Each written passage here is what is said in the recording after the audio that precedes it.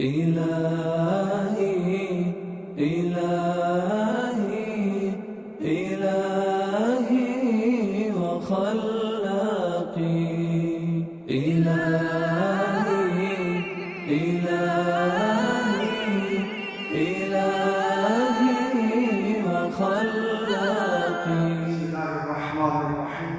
الحمد لله رب العالمين والعاقبة للمتقين ولا عدوان إلا على الظالمين والصلاة والسلام على رسولنا محمد وعلى آله وصحبه أجمعين. قال الله تبارك وتعالى في القرآن الكريم بعد أعوذ بالله من الشيطان الرجيم بسم الله الرحمن الرحيم والسابقون السابقون أولئك المقربون. صدق الله العظيم. Falënderimi dhe lavdërimi I takon Allahut Dhul Jalal. Ata e falenderojnë dhe vetëm nga Allahu Xhaleshanuhu falje dhe ndihmë kërkojnë. Salatet dhe selamet ja dërgoi Muhammed Mustafa sallallahu alaihi wasallam.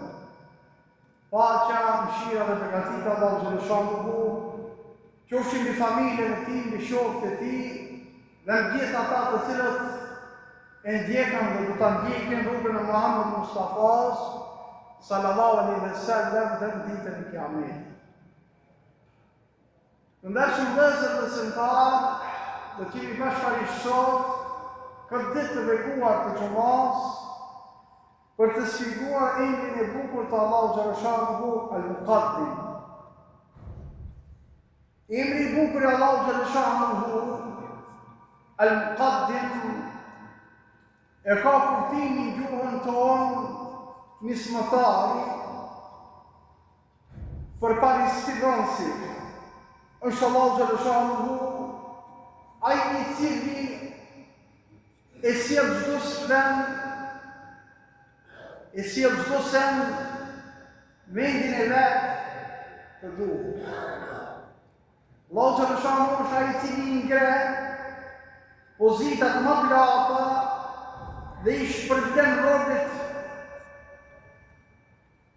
më të paluhatshëm besim, cilët Allahu Xhaleshanuhu I don, e gjithë çështja I takon Allahu Xhaleshanuhu dhe është në dorën e tij. Allahu Xhaleshanuhu është ai I cili e ul dikam ose e ngret dikam, e nderon dikam ose e poshtron dikam. Ai është ai I cili jep, ai është ai I cili privon. Allahu Xhaleshanuhu I ka shkruar lavdin dhe ngadnimin, ngritjen dhe pozitën atij që askush nuk mund t'ia ndalojë. Ndërsa Allahu Xhaleshanuhu I ka shkruar poshtrim, ulje, vonim, cilën askush nuk mund ta ndihmojë ose të shpëtojë ai të. Në surën El-Waqi'a ajeti 10 dhe ajeti 11, Allahu Dhul Jalal na drejtohet me këto fjalë dhe thotë: "Was-sabiquna as-sabiqun." Me të parët e me të shquar, ulaika al-muqarrabun. Këto do të jenë ata më të afërmit tek Allahu Dhul Jalal. Sabiqunët janë ata të cilët janë përparuar, janë ata të cilët garun dunja për me bo punë të mira, për me bo vepra të mira. Ata do të jenë të parë në ahiret, sepse do të jenë të parë cilët do të shijojnë mirësitë e xhenetit. Ata janë cilët I kanë afruar Allahu Xhaleshanuhu, janë të zgjedhurit Allahu Xhaleshanuhu për të qenë vendet më të larta të ligjonit në xhenet, ku askush nuk do të jetë më lart se ata. Në surën El-A'raf, ajeti 34, Allahu Dhul Gjelal në drejtohet në këtë fjalë dhe thotë: وَلِكُلِّ أُمَّةٍ أَجَلٌ فَإِذَا جَاءَ أَجَلُهُمْ لَا يَسْتَأْخِرُونَ سَاعَةً وَلَا يَسْتَقْدِمُونَ. Çdo popull që e përgënjeshtroi pejgambert i kanë afatet e vetë. E kur që vija afati i tyre, ai nuk mund të shtihet për asnjë moment, as nuk shpejtohet sa më parë. Sipas komentatorëve të Kur'anit famullar, nga kjo ajet Kur'ani mund të kuptojmë se çdo popull, çdo brez e ka afatin e caktuar. Kur të përmbushet afati i tyre, atëherë ata nuk mund me shtyp atë afat për asnjë moment, mirë po atë nuk mund me shpejtu atë afat për asnjë moment. Allahu Gjeleshanuhu këtu na paralajmëron se Allahu Gjeleshanuhu dërgoi pejgambert e tij që të vakumtoj shpallët e tij, pastaj Allahu Gjeleshanuhu i përgëzon besimtarët dhe për mirë, kurse mohusët e pabindur i kërcënon, duke thënë kush bëhet i devotshëm dhe përmirësohet, duke hequr dorë nga haramet dhe duke i kryer me përpikmëri urdhënesat e Allahu Gjeleshanuhu, ai nuk do të jetë tut, ai nuk do të jetë frikë, ai nuk do të brengoset. Ndërsa ata të cilët kanë qenë mohus, janë mohus, janë njësë të papindëm dhe Allahu Gjeleshanuhu, Allahu Gjeleshanuhu për ta thotë, ata të cilët i konsiderojnë si gënjeshtra, si rrena shpalljet tona dhe me ndjemadhësi largohen prej tyre, këto e kanë mohu me zemrën e tyre besimin e drejtë, duke i quajtur mashtrim me tillërim, dhe nuk nështrohen që të punojnë sipas këtij besimi që Allahu Gjeleshanuhu e shpjegoi nëpërmjet pejgamberëve të tij. Muhamedi sallallahu alaihi wasallam shpesh lutet në këtë formë dhe thotë: O Zoti im, fali gjunat e mëpashme dhe të fundit. Çka kam bofshë tazi dhe hap tazi. Gjitha shkeljet, gjunahet dhe gjitha ato që i di, ma mirë sonë. Ti je nismëtari dhe ti je pasrënsi. Nuk ka Zot pos teje. Këtë hadith e transmetojnë dy imamët e mëdhenj, Imam Buhariu dhe Imam Muslimi. Prej fryteve të besimit në këtë emër të Allahu Gjeleshanuhu është që tregohemi të zellshëm për t'i dhënë përparësi asaj që i ka dhënë Allahu Gjeleshanuhu përparësi dhe për me bo vonë ata që Allahu Gjeleshanuhu që ka urdhënu bëhet vonë. Pejgamberi sallallahu alaihi wasallam ishte shumë i zëshëm në dhënien përparësi asaj që Allahu Gjeleshanuhu i ka dhënë përparësi. Dhe në fillimin ma gjën.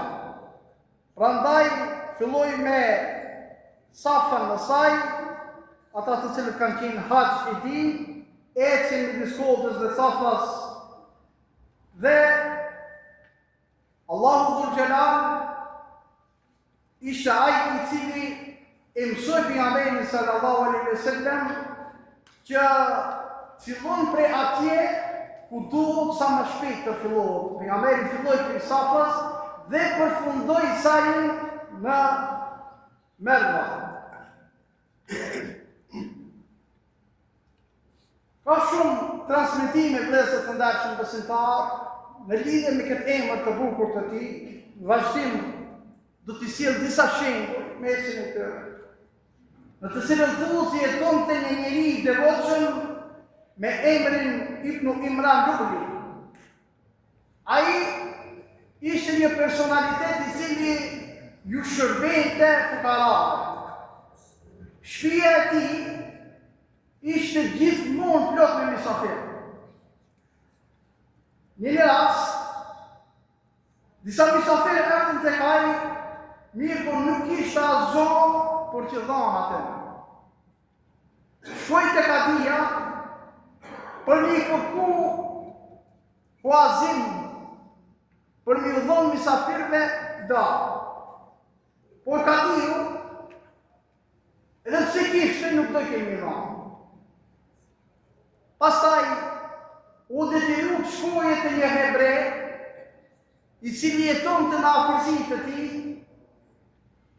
i cili kur e shif ke kjetë, duke nejtë me fukara, duke ju dhonë dreka e darka fukarave, ki hebreu kishte qef dhe se kurse e përqente punën e tij, veprimtarinë e tij. Atëherë, hebreu i dha të holla huazim. Kadiu atë natë e pa një ande një kështjellë të madhe, plot me xhellahire. Mirë po dojë me hinë ta, ju ndalu, selami, një zoj u dritu dhe i tha se kjo kështjellë, ma përpara do t'ishte i jotja, por kjo tash u zhu për një hebrej. Kur u zgju Kadiu, ma u zhu, shkoj edhe e kërkoj këtë hebrejë. Dhe i tha se ti e ki një kështjellë në xhenet, e ki fitu një kështjellë në xhenet. A ki me mashit mua të kështjellë me një shumë pare, ka tha. Mirë po, hebreu nuk pranoj. Ki arriti përsëri çmimin. Përsëri nuk pranoj. Përsëri arriti çmimin, përsëri nuk pranoj. Çka ndodhi?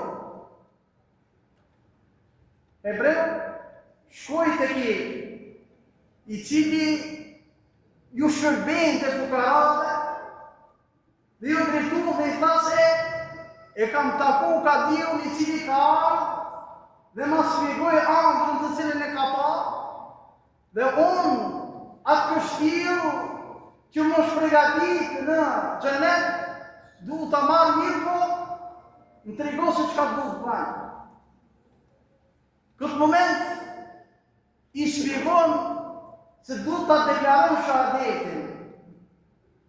E deklaroj shahadetin dhe këto kuptojnë vëllezër të ndershëm besimtarë se edhe ne si popull ne kemi dy fjalë të mira, punën e sotshme mos e le për nesër. Dhe besimtarja asnjëherë punën e sotit nuk e le për nesër, sepse e bën dikush tjetër. E në veprat mira, e në punë të mira, nëse besimtar e kemi për borxh të garojmë vëllezër të ndershëm besimtarë. Bojmë gara. E kam ndërtuar dikush një qeshëm, edhe unë ndërtoj dy qeshma nëse kam mundësi. Ka marrë pjesë dikush në pagujtjen e rrimës, edhe unë duhet marrë pjesë në pagujtjen e rrimës. Besimtarë kështu janë. Jo, të rrimë nashta e vetë, ka dikush dhemush. Nashta e merë që tërkush. Nëse bomi kështu nashta e merë që tërkush, shpesh herë në hupin të mira tona të cilët do të na përkitësin në ahiret. Që tha shumë vëllezër të ndershëm besimtarë. Bilal radiallahu anhu ishte një rob i zi, ishte i përbusë. Ishte i përbusë nga i dritarë, nga jo besimtarë. Nuk kishte pasuri, nuk kishte kuzi. Përveç saj vunë të shumë për e robrisë, të cilën e kishte. Gjithata besimi i tij, imani i tij, nuk u lëpon të asnjëherë e pranoi Islamin dhe të qëndroi besnik. Islamin me fjalët ehad, Zoti është një, Zoti është një. Kështu duke i kushtu vetëm se Allahu xhaleshanu. Edhe pse ata e tërheqnin zvarr në përnxeftën e madhe. edhe të mbyshin gur të rënd për trupin e tij. Muhamedi sallallahu alaihi wasallam kur e pa këtë qëndrisë, e dinte se Allahu xhaleshanuhu i kishte përgatitur një pozitë larg Bilalit radhiyallahu anhu. Allahu xhaleshanuhu i cili është el-Muqaddim e ngriti Bilalin radhiyallahu anhu, e boni Bilalin për shokëve më afër pejgamberit sallallahu alaihi wasallam. Bilali u zgjon për qenë muezini i parë i cili e thini ezanin që do të thirrët deri në ditën e Kiametit. Natën e Isra dhe Mirajit, Muhamedi sallallahu alaihi wasallam duke ngjitur në qiell, tha i dëgjova hapët e Bilalit radhiyallahu anhu për internet. Për i robit zi, që kërkush se bejke malë, e maltretojshin, me maltretimet ndryshme, u bo muezini i parë dhe emri i tij do të përmendet dhe në ditën e Kiametit, kurse hapat e tij në xhennet i ka dëgjuar Muhamedi sallallahu alaihi wasallam. Ky është el-Muqaddim, nismëtari Allahu dhul jalal. Gjithashtu transmetohet vëllezër të ndershëm besimtarë se në vitet e fundit të jetës së Muhamedit sallallahu alaihi wasallam një ngjarje e cila i befasoi dhe sahabët, shokët e pejgamberit sallallahu alaihi wasallam. Muhamedi sallallahu alaihi wasallam e zoti një djalë të ri i cili quhej Usame ibn Zeid radhiyallahu anhu, të jetë komandant i ushtrisë muslimane, i cila do të nisej drejt Bizantit të atëhershëm. Ai kishte vetëm 18 vjet. Mirë po, në ushtri ndodheshin edhe burra tjerë, më të shumë, me Abu Bekri, Omeri, Osmani, Aliu. Gjithë të uhabetën se si mund të uheqin një djalosh kaq i ri një ushtri kaq madhe.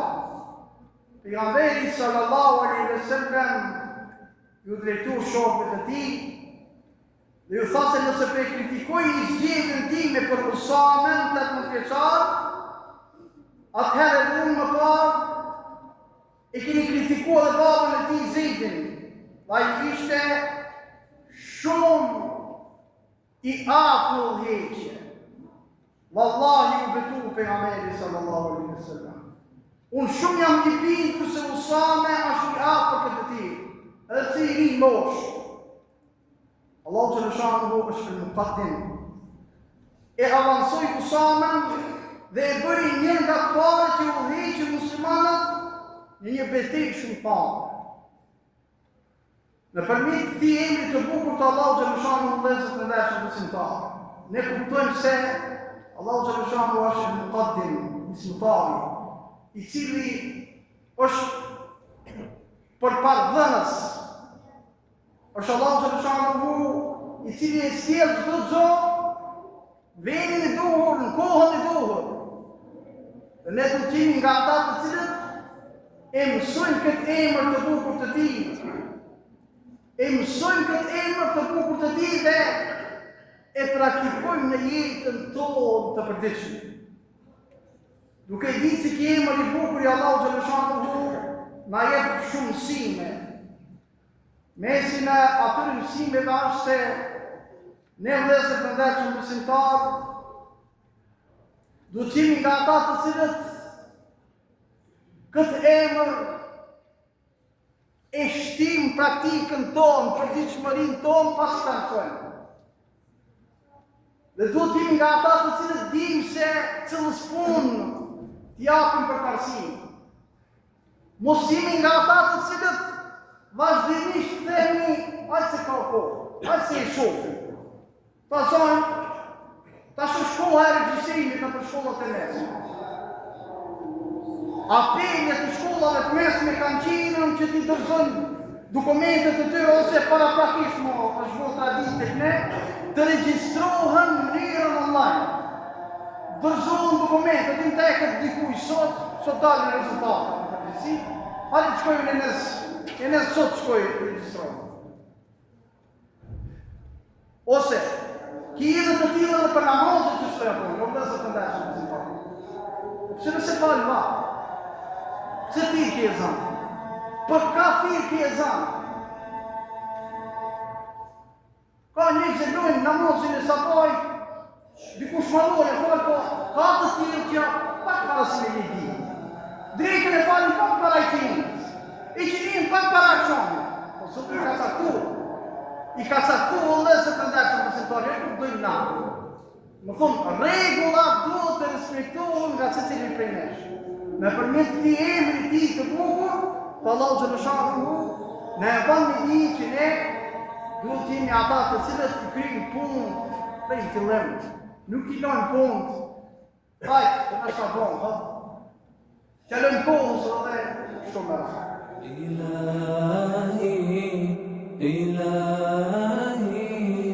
إلهي وخلاقي إلهي